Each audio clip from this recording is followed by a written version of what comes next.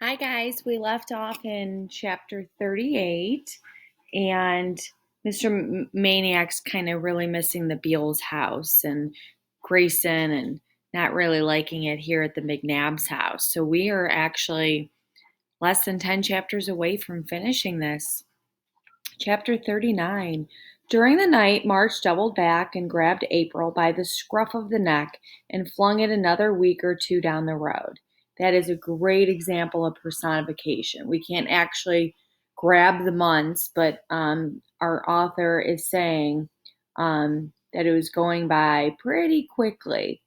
When Maniac slipped silently from the house at dawn, the only way he'd managed to get away, March pounced with cold and nasty paws, but Maniac wasn't minding.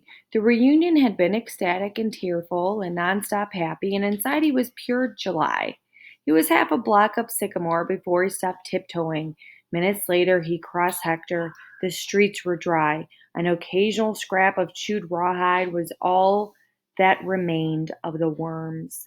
Hours later, Russell and Piper spotted him 3 blocks off. Maniac! You're alive! We thought they got you. We thought they slit your throat. We thought they strangled you and pulled your tongue out. We thought they chopped your head off and and boiled you and drank your blood. Yeah, and drunk your brains. You don't drink your brains, you moron meatball.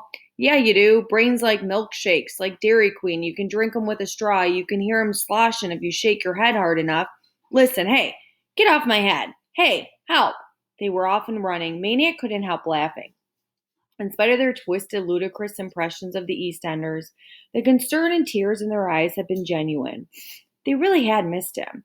They really had been afraid for him. 2 houses away, he could hear the thump, almost feel it, and Father George McNabb's voice. Lay him down easy, I said, easy. Followed by son John. This easy enough? Thump. Followed by a string of curses from George McNabb that fried the cold morning like an egg. The living room was hazy with dust. At the back end of the dining room, they were bringing in the cinder blocks, George and John and a handful of cobras, lugging and grunting them in from the backyard and dumping them onto the floor. Thump! Thump! Hey, kid! George McNabb was pointing through the haze. 3 months, and he still didn't know his tenant's name.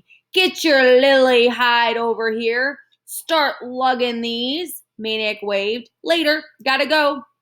He shut the door and headed up the street. So they were really doing it. He had heard them planning it for weeks. Making drawings, buying or stealing cement, trowels, a level, a pillbox, they called it. Once it was done, they'd be ready. Let the revolt begin. Let the rebels, as they called the EastEnders, come. Let 'em bust through the newly installed bars over the plywood on the windows. Let 'em bust through the steel door. They'll find themselves staring down the barrel of a little surprise. They squabbled over what the surprise should be.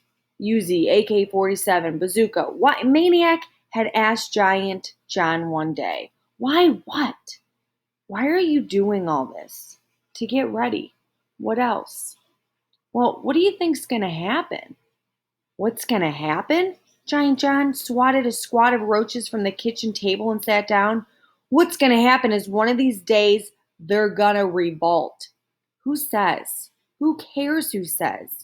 You think they're gonna make an announcement? Maniac tried to picture Amanda and Hester and Lester and Bauer storming the barricades. When's all this supposed to happen? John shrugged. You never know.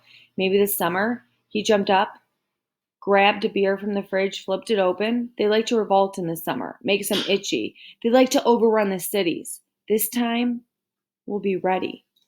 And he told Maniac what he often imagined. Lying in bed, the black sweeping across Hector, one steaming summer night, torches, chains, blades, guns, war cries, marauding, looting, overrunning the West End, climbing in through smashed windows, doors, looking for whites, bloody, thirsty for whites, like Indians in the old days, Indians on a raid. That's what they are. Giant John nodded thoughtfully. Today's Indians. The cockroach strolling up his pant leg wasn't the only thing making Maniac feel crawly. He shook off the roach. He moved to the center of the kitchen to surround himself with as much space as possible. But other people, he said, I don't hear them talking about revolts. Nobody else wants to make a pillbox. Giant John tilted the last of the beer in his mouth. Maybe when we do, he grinned, they will. That had been weeks before, and now the pillbox was underway, no longer an idea in the backyard, but a reality in the dining room. Now there was no room that Maniac could stand in the middle of and feel clean. Now there was something else in that house, and it smelled worse than garbage and turds. So Maniac's really learning that Mr. McNabb, he really believes that if you live on the East End, you're a bad person, and that he needs to set up something to keep him away. And Maniac knows, no, I've lived there. There's no difference. We are who we are, and the color of our skin does not matter at all. So even though we have this an adult, Mr. McNabb, he's not any more knowledgeable than Maniac is. So Maniac's just even more disgusted the more he stays at the McNabb's house and how they feel about life, and not only just how clean their house is, but just their feelings on people and reality.